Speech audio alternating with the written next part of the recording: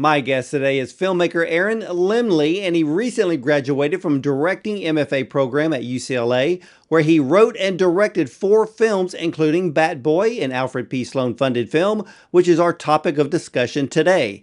Now, Aaron was the lead producer on the Emmy Award-winning series from PBS, Articulate with Jim Cotter, and helped guide the show to become a nationally distributed series. He also created his full-service production company, A-Type Productions, that makes films for startups and nonprofits, government organizations, and education and art institutions around the world. Now, he has worked on many projects in a variety of roles, from producing big budget commercials to crewing on HBO's Euphoria. So, ladies and gentlemen, let's welcome filmmaker Aaron Lemle and his short film, Bat Boy, to the show. Welcome, Aaron. Thank you so much. It's great to talk to you again. Yeah, it's great to have you back. Now, I've got to start this discussion with you with a little bit of a different direction, because I learned that you were going to college in an area of neuroscience. My doctorate degree was in neurological nutrition with the focus on the brain. So why the switch to filmmaking? I ended up working in a neuroscience lab at Stanford after my first year of college, and it was super interesting research. But a lot of what I was doing every day was just checking data, and so looking at numbers in Excel and making sure that they matched, and found it pretty tedious.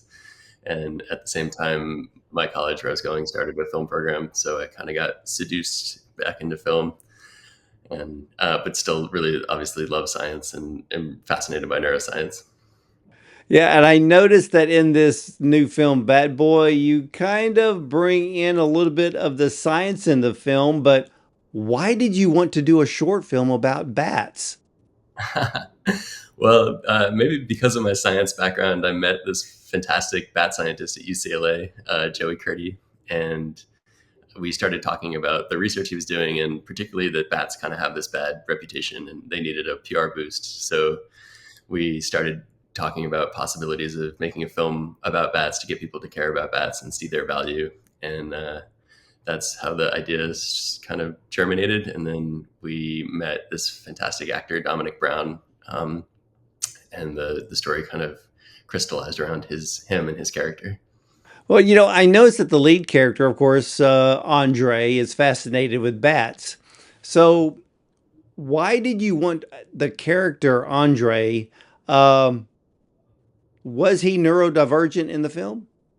Yes, yeah. So he was neurodivergent, and he's a neurodivergent actor, and he was part of Atypical, and he's been in some other great films and projects.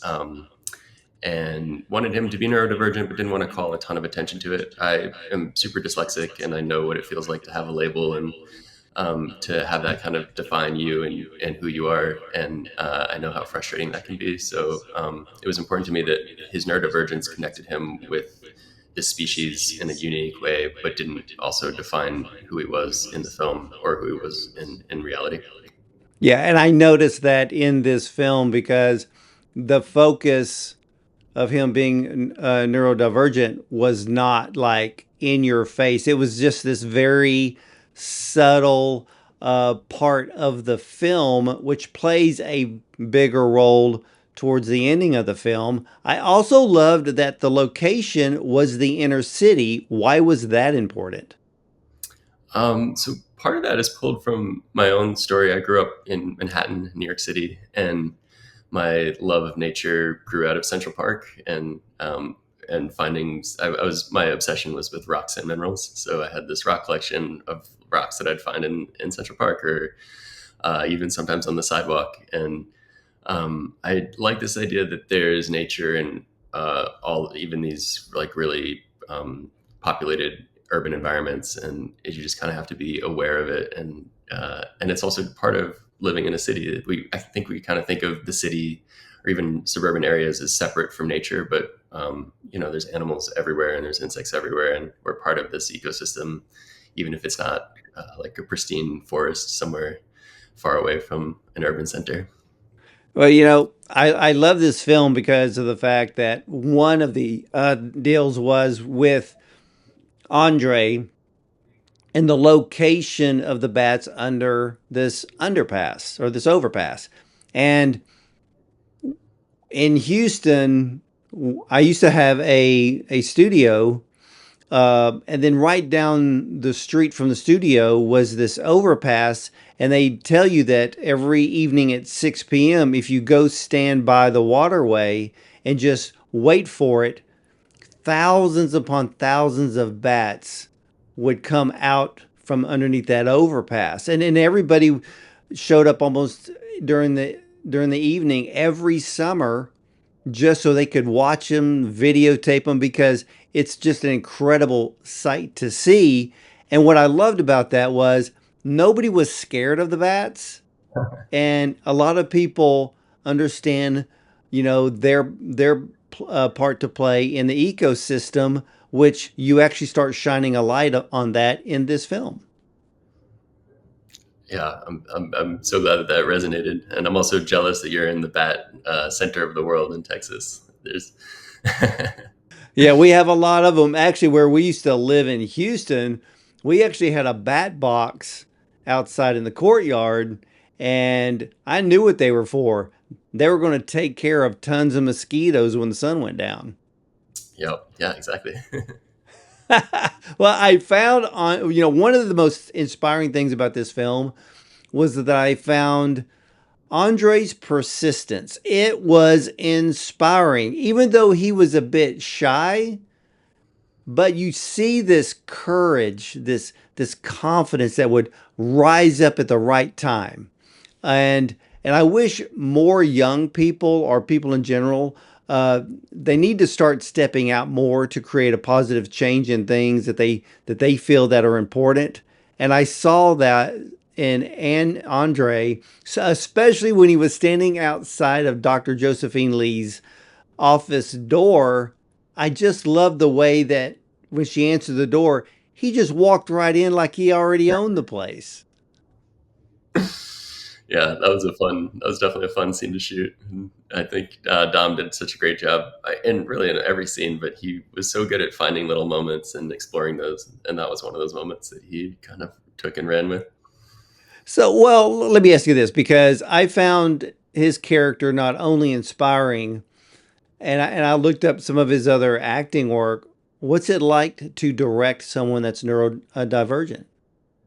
Dom was just totally fantastic to work with, and really just the consummate actor. He was super professional and precise with all of his performances. And maybe, I think it took me a few days to realize, like any working with any actor, what his preferred method of receiving notes was. And at first I would ask him, open-ended questions, which is kind of my default, and realized that those weren't necessarily landing well. And so then we started. I remember the day we filmed at Grandma's house, and he steals the flowers. Um, I kind of gave him a prompt to play with. I forget exactly what the prompt was, but he just ended up improvising with Yvette Freeman, who's also just a fantastic actor. And they improvised that scene, and it was so fantastic and dynamic. And they both of them were finding moments to play off of each other, and it was like, as a director, having an actor like him who can go to those places just made my job so much easier. And but it was all around. Like, he always hit his marks, and he knew his script super well, and it was wonderful. And I want to see him in more things. I think he's super talented, and he deserves to be seen by more people. Yeah, I've interviewed neurodivergent actors before, and there is just something special. They just have this innate ability that I think goes beyond what other actors have. So there's just a special trait there. Now, I did love Dr. Josephine Lee, the character. She was very interesting because I've seen this firsthand with research scientists. After a while, they lose their sense of wonder and the amazement in their work that got them where they are. And I saw that in Dr. Lee, but it was Andre who sparks that sense of wonder back in to Dr. Lee, doesn't he? Totally. Yeah. And I feel like that's something we can probably all relate to. It's like, even as a filmmaker, you become a filmmaker because you want to tell these stories and reach audiences. And tell stories with pictures, and then you're producing a commercial where you can't figure out where to put the porta potties, and that's causing all these issues, and you kind of become jaded. And it's great to have these moments in life, obviously, where you're reminded of your calling and why you fell in love with this thing in the first place. But I guess the flip side of that too is, like you said, especially scientists working in conservation or ecology, especially right now, are it's a very depressing field to be in. And so I think it's that much harder to find that spark with everything happening on an environmental level. So I think, and Josephine's character was based a lot on the bat scientist I ended up working with, Joey Curdy. He's a fantastic scientist, and he's very optimistic, or as optimistic as you can be. But I would go to some of his field work and hear other scientists talking about the issues that they're facing, and just see the devastation on their faces and in their body language. And so I brought a lot of that to her character when I wrote the script. Yeah, you really nailed that character in this film, because many researchers, they are encouraged when others see the value in their work, and that happened here, and it's that encouragement that creates that spark. And also too, there's a flip side. She could have taken the road where she could have kind of dampened Andre's spirit, but she didn't, because it was the other researcher that he saw his interest. And how do we make new researchers? How do we make new scientists? By encouraging those that are showing an interest in that field. And it only takes one person to put the spark, and the other gentleman put that spark into Andre by inviting him out into the field. So I love this whole dynamic that was going on between those three characters. It just worked perfectly. Oh man, I'm so glad that that resonated. Well, you did just an incredible job here. Now, there was a line, I think the best line in the film. And I watched it a few times because I wanted to make sure that I was reading it right, because it was from Andre. And Andre says, "Bats are sweet and gentle. I don't know why people hate them so much." But that line, wasn't he also alluding to the fact that he was being bullied? Exactly. Yeah.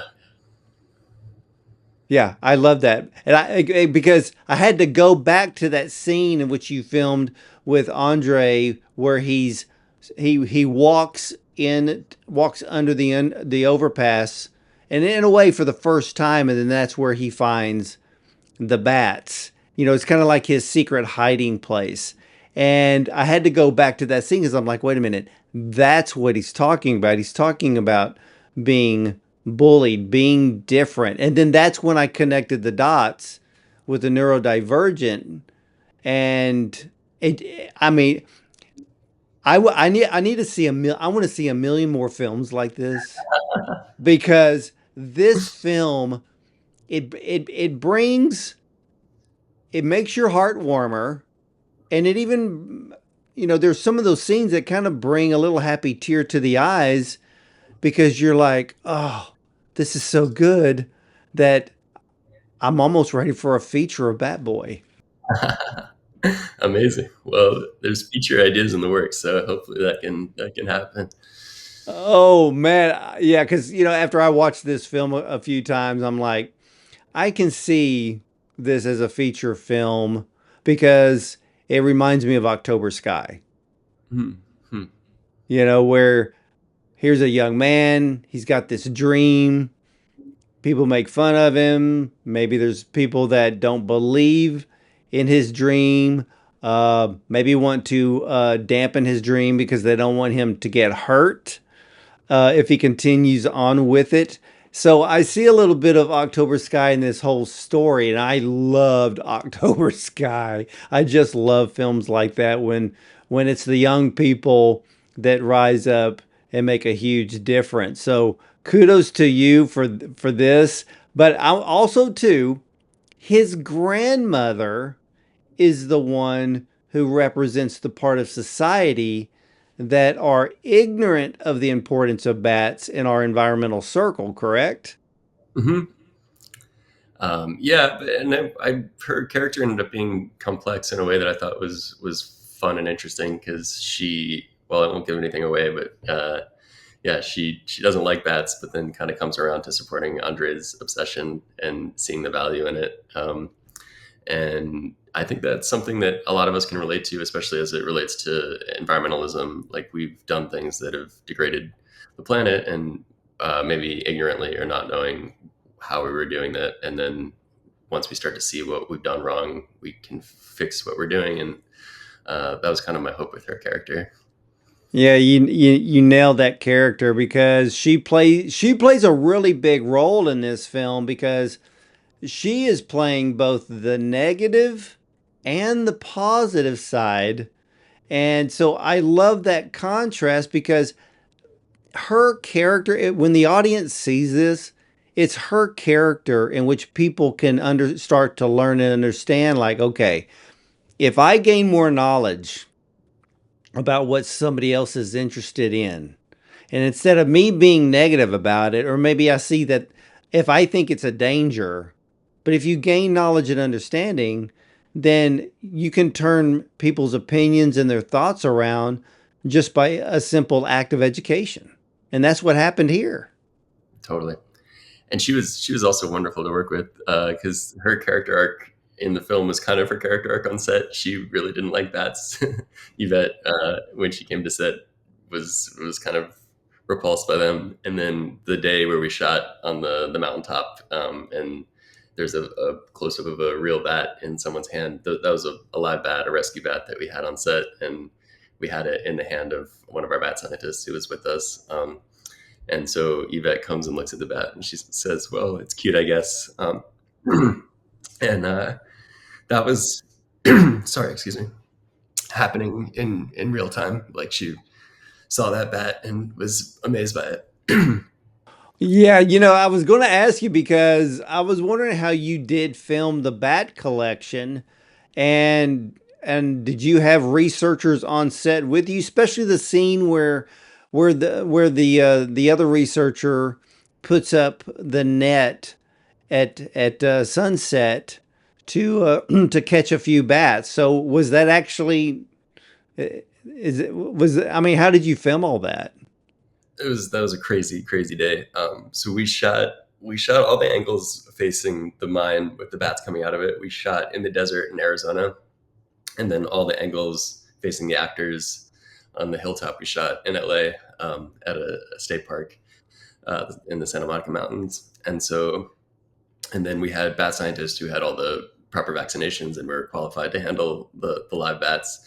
We had them in the same outfit wearing gloves as the actors, and so we would just swap them in and out. All the close-ups with the live rescue bat was close-ups of scientists holding the bat, and then all the wider medium shots were there was like a stuffed bat that the actors were handling. um, Wow. I never noticed that because everything in that whole scene was seamless. Thank God, yeah, because we shot it. It was at Blue Hour. We had about 45 minutes to get 9 shots off, and as soon as the sun went down, it was like just go like running full sprint to try to get everything we needed before it got too dark. And I didn't know if it was going to cut together. I didn't know if it was going to cut together with the bats we got in Arizona and any of that. And so when it did cut together, it was like it felt miraculous. It was so exciting. All right, now with the bats that were under the overpass, Hmm. how did you film that and where were the bats for real? Those were in an underpass in LA. Yes, LA has a ton of bats and all around LA, and so we filmed the close-ups in a different part of the bridge, but then filmed all the wide shots in a little bit more of a scenic part of the bridge that had. Well, so does LA have a protection of the bats? It's mixed. So at the end of the film, I don't think I'm giving anything away. Maybe I'm giving something away here, but there are government organizations that kill bats, and that's based in reality. And bats, I guess, for a long time have been thought to be dangerous to human health because of the diseases they carry, even though some of that's been debunked. And the prevalence of rabies in bats is the same as most other mammals, so raccoons or dogs, things like that. And so that's part of the reason why bats are exterminated. The other part of it is just that people think they're weird and ugly, and they don't want them in property. So you can call in to the Department of Public Health, for example, and say, like, I want to get rid of these bats, and depending on the state you're in, they might actually caulk over them. That's a real thing that happens. Um, but in LA recently, there've been a lot more protections put in place, and the permanent concrete bat boxes that are installed that are discussed at the end of the film. That's a program that's actually happened in LA now, and some of the bridges out towards the Inland Empire, you can see these huge concrete bat boxes on the pylons, which is pretty cool. Yeah, like you said, here in Texas, we have millions of bats. And the only time you ever have to call someone to take care of one is not if you're outside, is if they get inside. And that Mhm. is the only time. And here there's only, a few people that are certified to actually do bat removal. You know, Hmm. not any exterminator is allowed to go in and remove a bat. They have to be certified to know how to remove bats correctly. And so we have a lot of things here with that, which is why I really related to this film. And like I said, we have a bridge here that has millions of them. There's caverns in West Texas in which you can see them fly out, at sunset, and it's just the most remarkable thing to see. And for you, though, what do you hope people will take away from seeing Bat Boy? Well, a big thesis of the film is that we need to install more bat boxes and kind of encourage bats to inhabit, live with us, and live with us and kind of coexist with us. In a way, the bat box is more of a device to talk about what I think is really needed in environmentalism and conservation right now, which is kindness and empathy, and both towards our fellow humans, but also towards animals and ecosystems that we don't really see inherent value in. And that's kind of what I hope this film gets across, is exactly the line that you responded to so much about. They're sweet and gentle. It's like, I think we need to, as a culture and as a society, cultivate sweetness and gentleness. Yeah, no, I completely agree. And, I think most people look at bats as that they're rabid, but they're not. And they only come out in the evening. And even here, because where I live, we live in a forest area, and we're actually not too far from the border of a national park. And so I think about a month or so ago, we ended up trapping. We had 5 raccoons. Oh, wow. So when they're trapped, they're actually taken to the national forest and released into the wild. Oh, that's nice. And then there's one part of the year that at our home we'll get a couple of bats that actually will attach themselves to the stone at night, and they're only there for a few hours. It's almost like we had an animal control person tell us that they're only passing through. You don't have to do anything about them. They're basically taking a rest in your entryway on the front porch, and they will stay there maybe for an hour or two, and then they'll leave and go back to taking care of all of the mosquitoes. So I thought it was a cool thing because at first, when I first saw them at night attached to our stone, I was like, are we supposed to do anything about that? Because I knew where we had lived before, and I'm like, usually you kind of leave them alone. And then he said, oh, no. He goes, that particular species you have is just passing through. These aren't the type that will stay and be here for many, many months. They literally come through an area and then they're moving on to a whole nother part of the country, which I thought Wow. was so interesting. So when they show up here, we just leave them alone. Yeah, take care of your mosquitoes for free. Yeah. Now, I have a very crazy question to ask you Yeah. because I watched Bat Boy a few times and there was something that kept popping up into my head and I kept looking at it and it was Andre. I noticed the colors that he was wearing. Was there a bit of a classic throwback to the original Batman with Adam West? Oh, interesting. Not intentionally. um, we had a fantastic costume designer on the project, Ruth, and so she might have worked that in. I will say that Bat Boy, I did that intentionally as kind of to subjugate the Batman and kind of flip the meaning around. And for the same reason we are just talking about, I like this idea that Batman is kind of he's in some movies he's kind of just like this rich guy who is super technology enabled, and his superpower kind of comes from the fact that he has these resources. And I like the idea that we're the superhero in this film is this young man who just his superpower is that he loves these animals so much. And I thought that was kind of a cool reference. Yeah, because like I kept looking at the colors because I'm like, okay, there's the yellow, there's that kind of that gray, but then there's that really light type of, you know how old '60s sitcoms can be in their colorization. So sometimes blue ends up being a little bit of on the purple side. So I kept looking at the colors and I'm like, is that a throwback to the '60s Batman? Because if it is, that is the coolest thing I've seen.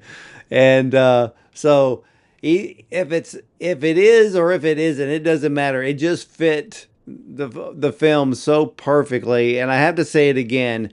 There were moments in this film that literally brought a few happy tears to my eyes. I love films like this that promote positivity, not only in the subject matter, but also in the people. So, Aaron, I thank you for that. Oh, thank you so much. Thank you for watching it and for doing this. It really means a lot. Yeah, now tell me real quick. I know that you are an Emmy winner and you were the lead producer on Articulate with Jim Cotter. What was it like working with that series?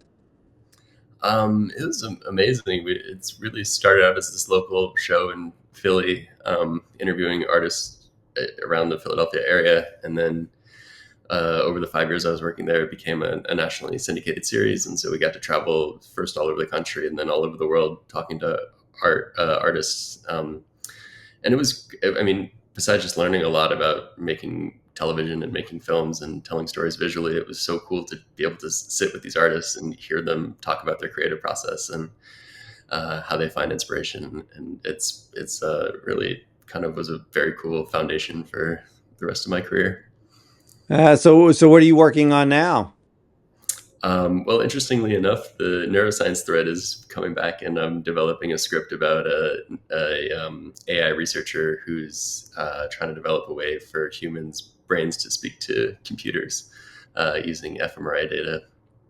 And my life partner is a AI researcher, so we're working on this together, and it's been really fun to think about neuroscience again.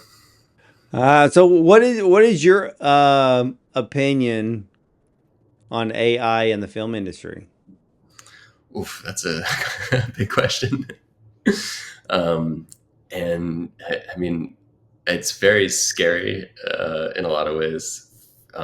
Just a lot of my jobs, even at Articulate, was doing things that now like that AI can do in a few seconds that used to take me days. And so I worry a lot about people just starting out in their careers, how they're going to find footholds. Um, and at the same time, I've used AI a little bit to help just expedite some of the processes that I'm doing, especially in post production. And it seems like a very powerful tool, and it could be, if I think if it's used responsibly, it could be super helpful. So um, Who do you think it's going to hurt the most? Do you think it's going to hurt writers, or do you think it's going to hurt set construction from carpenters to plumbers and all of those people that build these sets? I think it's gonna, yeah, that's where I'm really worried. I mean, right now the writing part of it, I don't think and my partner agrees, it's just not really adept enough to have like uh, original creative ideas. So I'm not super worried about that part of it yet. I think that what I've seen on some of the latest platforms that came out, it's just like the gaffers and the carpenters and all of that. That's really scary, and that's part of the fun of making a film, is getting to work with all these people, and all these people from different backgrounds who bring their craft to the process. Of there's it's yeah, that's definitely sad. Yeah, it's, I just read today where the Korean film production company that did Parasite has gone full blown AI and Oh my created god. a 30 episode animated series. So I don't think a lot of people are exactly happy about that. And I feel sorry for all of the talented animators out there that could be losing their jobs to AI. I mean, we can go on Instagram and see all of the AI being created, and I'm thinking, what's going to happen to all of these people that have these incredible talents that they're not going to be able to use anymore? Totally. Yeah. Now, Yeah. since you're in LA, um, what do y'all think of the new tax incentives from the film commission being up to 750 million? Because here in Texas we just passed 1.5 billion dollar tax incentives for filmmakers. Wow. Yeah. I mean, I'm glad it seems to be heading in the right direction. We desperately needed something to help us out, but yeah, it seems like compared to Georgia and Texas, apparently it's not enough. So I just hope we keep on heading in that direction. Yeah, Georgia is unlimited from what I understand, so they have no cap. Mhm. Texas built one.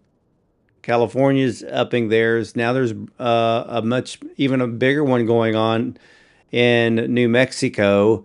And I'm like, okay, so everybody wants the film industry to come to their state, but if you keep allowing AI into the mix, is that really going to pay off in the end? Yeah, yeah, that's a good question. And I think part of what the script is that I'm working on right now is like who are the people working in AI or in government that are thinking about these things and thinking about the implications that this has in the long term, or are we just kind of looking at what's right ahead of us and focused on being profitable and not thinking about the larger implications? Well, I think in the end, it's going to be the general public that decides because, I want movie theaters to continue to survive. I want them to thrive. And I think in the end, with all of the AI, it's going to be the general public that's going to give us a thumbs up or a thumbs down on the types of movies that are being made. I know SAG did not protect the actors when it came to AI, but I don't think the actors are going to be as threatened as the rest of the industry because the actors are the only ones that give us the human element in film. Mm. Hmm. So Yeah. yeah. So we're going to see what happens. But ladies and gentlemen, Aaron Lemley's Bad Boy is about Andre, a young man on the autism spectrum. He's passionate about the bats that live in the highway underpass next to his house in East LA. When one day the bats go missing, he enlists the help of a jaded biologist to find out what happened. I just fell in love with this film that I watched it more than once. The emotion of this film evokes is captured perfectly on film, and you are taken for a literal walk in Andre's shoes, and you feel everything that he is going through. Now, actor Domonique Brown just draws you into his sense of wonder, his own battle, but he becomes a savior of sorts to not just the bats, but to those around him. And Andre brings understanding to Dr. Lee, also to his grandmother, and yes, one person can change a city. Bad Boy clicks off all the boxes for me as a wonderful film, and I can see this story being expanded to a feature film Like I said, remember the film October Sky back in 1999? Well, Bat Boy brings that vibe to us in a short film.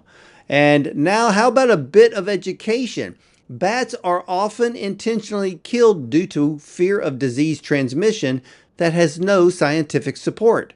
In the United States alone, state and local governments kill thousands of bats each year. This misguided fear contributes to the unprecedented decline in bat species across the planet. So, more information, visit batcon.com. No, I should say batcon.org for more information. So, again, go to batcon.org for more information about bats and why we need them in our environment. And Aaron, I want to thank you so much for sharing Bad Boy with me today. Thank you so much. Thanks for having me, and thank you for all your kind words about the film. It means so You're much. very welcome. And also, too, with Bad Boy, is it available to be seen by the public yet? Yeah, it just came out on Amleto about a week and a half ago, so please go check it out. All right. So, ladies and gentlemen, you can see Bad Boy right now on Omeleto's YouTube channel. Check it out, and I can promise you, you will fall in love with it just like I did. So, ladies and gentlemen, you can catch all of the Bond on Cinema interviews at bondoncinema.com. Check out our Prime show, also our YouTube channel, and you can listen to us on your way to work or while you're playing on Spotify and so much more. And again, you're either going to see me at the movies or on the red carpet.